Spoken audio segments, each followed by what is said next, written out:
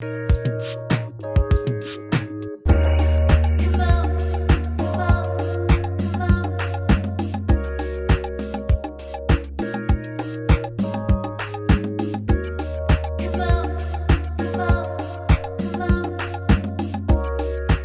right, so we are here back again, and we are going to be interviewing Matt. Matt, tell us a little bit about you and what you do here in WNC. Sure. My name is Matthew Nanis. I'm the executive director of PIVOTPoint WNC. We're a nonprofit for-purpose organization here in Asheville, based out of Asheville, North Carolina. And we offer day outings, therapeutic wilderness adventure programming as an auxiliary service to sober living and transitional living programs here in Buncombe County and beyond. Good. Excellent. Well, we are talking to, a bunch of different entrepreneurs and organizations and leaders throughout the community, and just kind of checking in, how are you dealing with this virus, and how's it impacting your business and your day-to-day of what you're doing? Are you having to make any pivots? How are you navigating through this time period?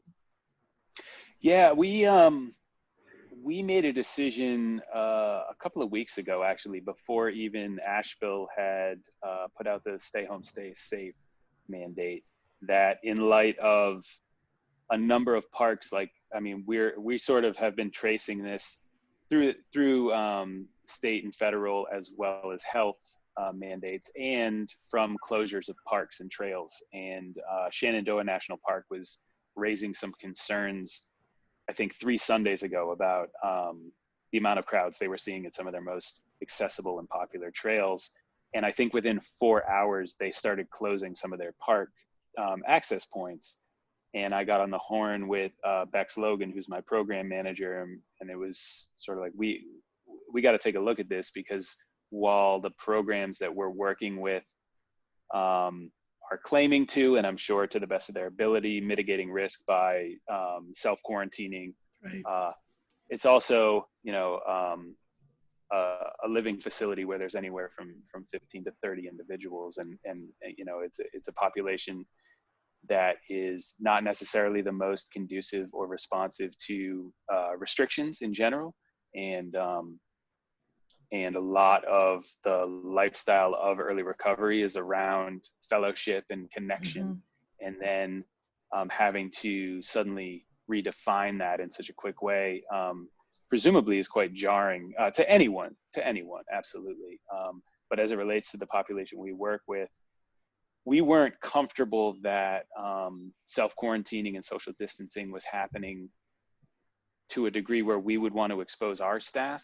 So that if one individual at one program, decided to go to a meeting that was still happening, a recovery meeting that was still happening in person, and then goes back to their house, now 30 people are, infected or exposed. And if we're doing the best we can to mitigate risk, we still have to drive. Part of what we offer is transportation to the trailhead. So that's pretty close quarters. I don't have a mini bus so that I can ensure 6-foot distancing on the way to the trailhead. So we grounded as of right now, until April 12th for in-person experiences.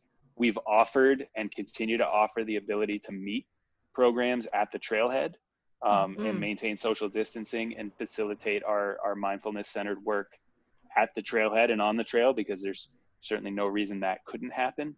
However, as a result of actions that all these programs are taking, everyone's at skeleton staff, and they're not in a position to be able to transport their own residents while maintaining, a safe environment back at the residence itself for those who aren't coming. So we've had to just put a hold on all outing and outing related activity for the foreseeable future. So it's been a recalibration of, how can we help? How can we serve our population?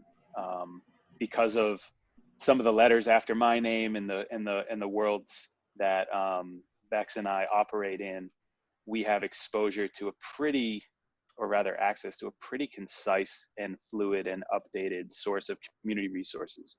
And so we made a decision that what we would do is spend as much administrative time as possible compiling those lists, confirming that they're accurate, and sending them off to every business and restaurant in Buncombe County that we can, so that staff knows where there's healthcare, where there's lunch, where there's online education opportunities, where there's jobs, where there's unemployment application support, because that's what we can do now. So that's kind of the reframe that we've provided. We're also, is a long answer. We're also in the process. I'm also in the process of finishing up a proposal for a HIPAA compliant Zoom subscription that will allow us to do nature connected coaching sessions on a telehealth type basis, just to offer that opportunity for checking in, self-awareness, emotional self-regulation, pro-social skill building, now that everyone's confined and it's getting more and more rigid to their Well, that's kind of what I was going to ask too, because mainly people going through moments like that, when they're trying to get sober or going through the path of recovery, whatever that is to them, they're staying in their head and in their space without having to reach out to anybody. They kind of, that doesn't really help in the recovery part of that. That's what I was going to ask, like if you were going to pivot a little bit, at least for the moment being, in somewhat of telehealth or conferencing that you can do with the people that most need the help, if that's even part of, what you can offer. It is, and actually, I'm in a program out of Colorado called the Earth-Based Institute, which is credentialing. It's a internationally recognized credentialing in nature-connected coaching, which, oddly enough, I would say 60 to 70% actually takes place on a web-based platform. Okay. Which raises a lot of curiosity, and the simple answer that we get when we bring it up in class all the time is, people seem to forget that the aesthetics of our surroundings here in Asheville, the mountains, the rivers, all of it is gorgeous, and it's phenomenal, and it's powerful. And I mean, the three of us right now, your nature, Julietta, Chandra, your nature, your back porch is nature. I happen to be in a basement right now because it's the quietest place in my house. This is my natural environment right now. Right. So I can still cultivate connection. I can still talk about emotional regulation. I can still name the emotions instead of identifying with them through a computer screen. Right. But it's a new introduction it's a new concept for a lot of people. So I had been toying with how to incorporate the telehealth element for a while now, for a little under a year, and now it's I think that work of just healthy, proactive, pro-social communication cultivating is essential now more than ever, where it's just to be able to offer this support and connection while mitigating risk to the best of our ability. We're seeing a lot of businesses, say, I was going to offer more online stuff. I was going to do, this was some part of my business plan or part of my, vision anyway. Julietta and I had the same thing. We always knew we wanted to do e-courses and online consulting and all these different things. And so it's sort of pushing all of us to, I don't know if it's the next level, but is this something you will continue to explore, the telehealth portions and the online portions, when you can get back to normal? So this will be kind of your new normal, but both elements, in person and online. Yeah, it's 100%. It's it was a real kick in the pants. This For is all something of us. that I was sure. I mean, this is something that we were exploring and playing with, and we're at a business model right now where I think the funding through donations and grants versus revenue generation is not quite at the 60-40 that we're looking to get to. We're a fledgling nonprofit. So at this point, it was something that we, a month ago, felt comfortable putting on the back burner and just revisiting, a couple of times a month and seeing what we could do. But now it seems so clear, as it did when it kind of first popped into the head, but easily dismissed a month ago. It seems so clear that one of the best ways to do continuation of care, which is so essential for sustainable long-term recovery, whatever that care is, sustainable, long-term sustainable, needs to be a continuation of care, aftercare, and then aftercare, and then so on and so on. One of the best tools that we can do to maintain tending to that soil, that rich soil of connection that we're introducing to our clients, is telehealth, is doing an hour and a half nature connected coaching session once a week to the same group of 6. I mean, we started I think 3 months ago with a private Facebook group, invite only, so that it was still HIPAA compliant. You were only interacting with other individuals in recovery. And if you weren't invited, you didn't know it existed. And it was an opportunity to, this is the hike I want to go on, or more often than not, my parents are coming to visit me for the first time since I went to rehab. Can you think of a family-friendly, a family approachable hike that we could go on? Because I want to share them the experience of being in this environment with others. So yeah, I mean, I think it's proven its necessity. And yeah, I think we probably fast tracked about 6 months of when we want to start implementing it, because now, quite frankly, I mean, you know, our goal with all of this work is to offer fully subsidized everything. Whether it's an outing in person, we have mountain bikes and paddle boards and rock climbing and rafting, whatever we're doing, snowshoes, even we used snowshoes once last year, but whatever it is that we're doing, you know, including these hour-and-a-half sessions, the whole point of going nonprofit was to make this accessible to absolutely everybody. And the most consistent barrier that we have found is the financial barrier. So always, I got a little frustrated with some of the secret handshake rules of the sandbox that I found myself in. So I kind of said, you know, I respect what you're doing, and I can appreciate that you're helping people. I'm just going to make a sandbox over here. And there's no bouncer at the entrance to my sandbox. So yeah, once we can solidify the revenue stream to justify and be able to operate and offer this completely free, that's where we've always been headed. That's been our beacon since we started. Could you use some of this online time, you could say, to promote some or find donors or people that will fund your mission somewhat, or thinking of a way that you, when things go back somewhat to normal, that you can actually do, you know, fundraisers and things like that to support your mission and you know, the nonprofit that you run? Would that be something that you can start the conversation at least? No? Yeah, it's been, I certainly hope so. It's been I mean, some just this week before getting on with you two, that it's been a kind of an edit, reframe, request for reallocation of funds for some private donors that we've already spoken to. Like, we had a pilot program that was set to run for at-risk youth here in Asheville with Open Doors of Asheville, some of their mentor students. And we put a couple of proposals out for a pretty humble amount, but it was still a decent ask for sure. Right. And we've said, okay, like, here's what we're able to do in the next 2 months, because things are changing so quickly. Here's what we're looking at over the next 6 weeks. If we cut that ask in third, we can take all of that funds and we can continue to provide the support to our community that we have been, as well as offer up 100 fully subsidized nature-connected coaching outings. Right. Would you be willing to participate, and to what degree, in that new venture? And then, I think it's hashtag in these uncertain times. You put at the end of every sentence. Pretty much.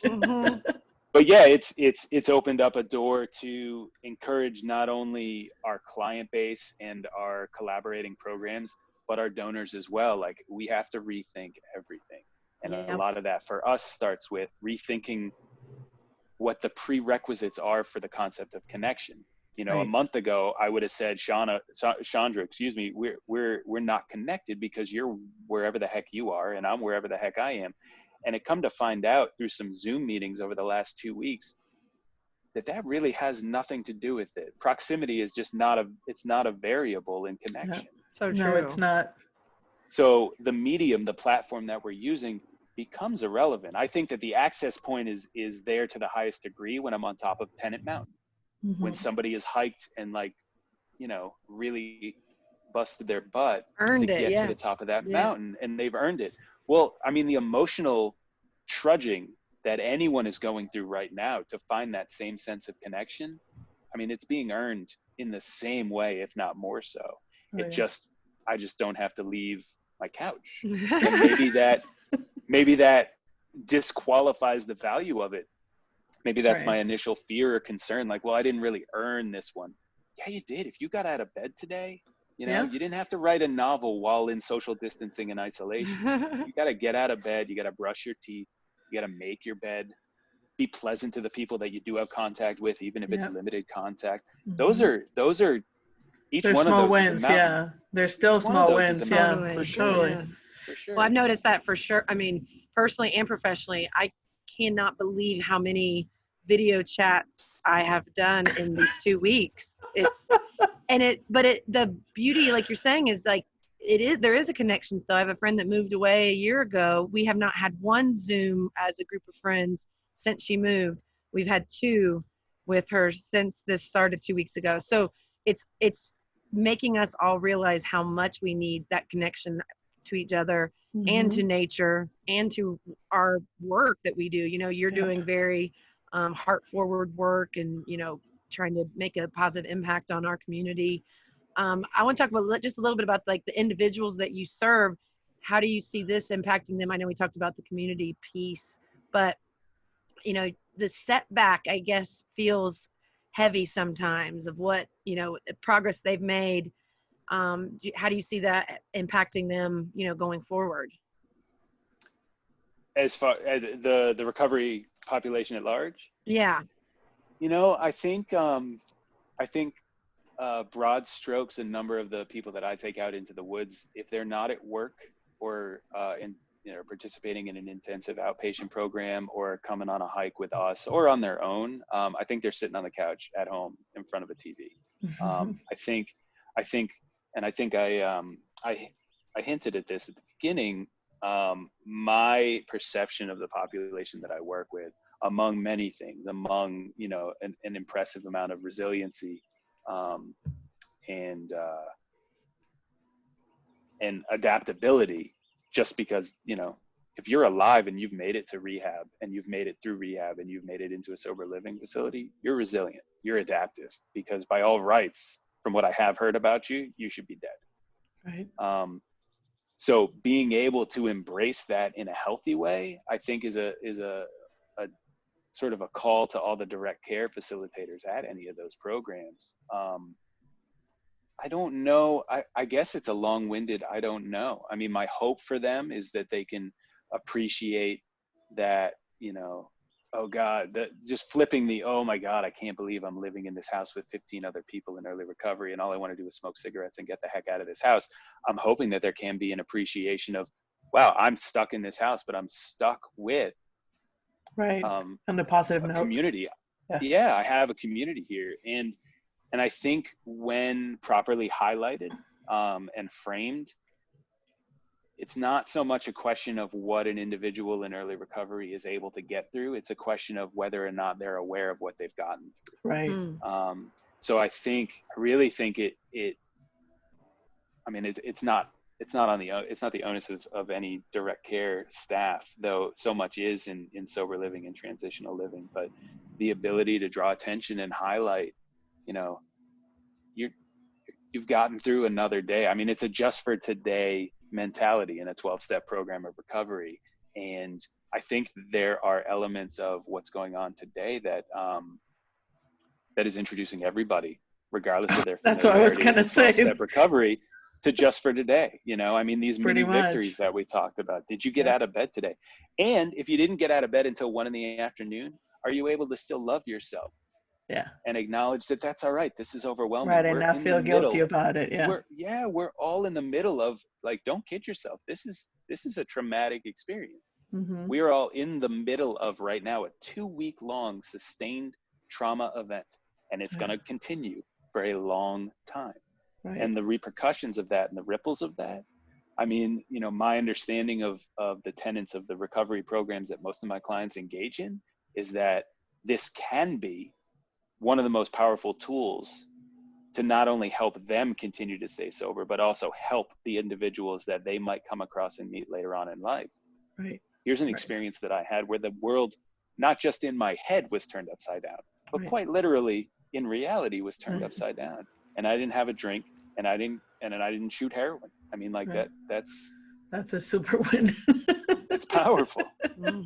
That is very powerful. Well, we thank you for being with us. We're trying to see some of this information that we're collecting helps other people go through this and navigate it in hopefully in a positive way as we've been trying to take it. And yes, we have our days, and yes, one day at a time, because some days we don't want to do anything, and some days we're like, yeah, we can do all this stuff and we're going to be awesome, but just letting yourself be whatever that is will help, I think, navigate through all of this, whatever comes out on the other end. I think just surfing through the wave that way will help a little bit to people that are, people that you serve and the people that we serve all together. So thank you for joining us. Of course, thanks for having me. And we're happy to have you here. Yeah, thanks for the work that you do too.